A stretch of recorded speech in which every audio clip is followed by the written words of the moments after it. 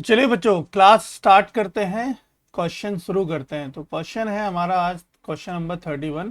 तो दिया गया है कि देखिए हमें क्या दे रखा है, एक बार अच्छे से क्वेश्चन को समझेंगे फिर उसके बाद सॉल्यूशन करेंगे।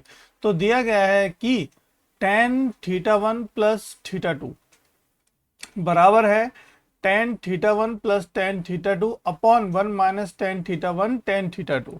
ठीक है, ये हमें क्वेश्चन में दिया गया है।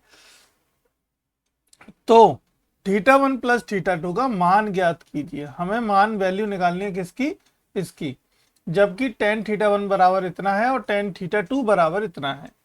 चलिए देखो, क्वेश्चन जितना बड़ा है उससे बहुत ही ज्यादा सॉल्यूशन छोटा है। बहुत इजी क्वेश्चन है, आसानी से कर लेंगे हम लोग। तो चलिए फटाफट से लिखें थे यहाँ पे सॉल्यूशन। और देखिए क्या करना होगा, हमें सबसे पहले जो दिया है वो लिखेंगे, क्योंकि देखो एग्जाम में आपने क्या करना है, पहले क्वेश्चन को उतारना है। तो tan θ1 प्लस θ2 बराबर क्या दिया है, tan θ1 प्लस tan θ2, है ना, अपॉन नीचे क्या दिया है 1 माइनस tan θ1 tan θ2, ये तो हमें दिया है।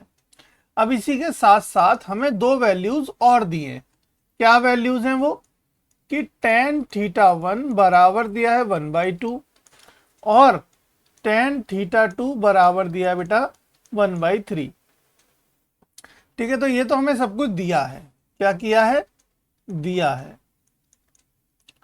चलिए अब हम सॉल्यूशन पे आते हैं, यानी कि आगे का काम प्रोग्राम स्टार्ट करते हैं, यानी कि क्वेश्चन सॉल्व करते हैं।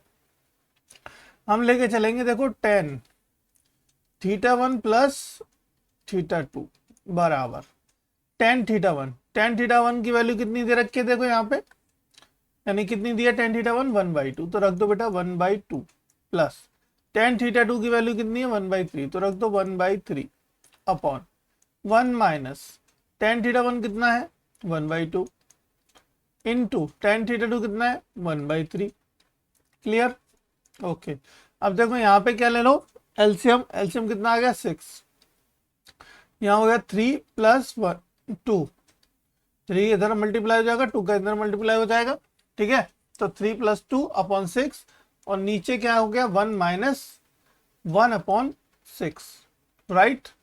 ये 3 दूनी 6 हो जाएगा, क्लियर आउट। ओके, तो अब देखिए ऊपर क्या हो गया 5/6 और नीचे क्या हो गया 6 माइनस 1/6। चलिए आगे बढ़िए, यहां से हम पहुंचेंगे यहाँ।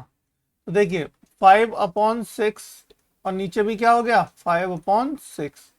अब 5/6 क्या हो सकता है, आपस में कट सकता है। दैट मीन्स बराबर हमें क्या मिला 1, एक मिला। किसके बराबर चल रहे थे हम लोग, तो हम लोग चल रहे थे tan θ1 प्लस θ2 बराबर आया कितना 1। अब tan की फॉर्म में 1 किसकी वैल्यू होती है, तो सब बच्चे जानते होंगे इस बात को कि tan के फॉर्म में 1 किसकी वैल्यू होती है, बहुत इजी वैल्यू होती है, सबको याद हो जाती है, tan 45 की वैल्यू होती है।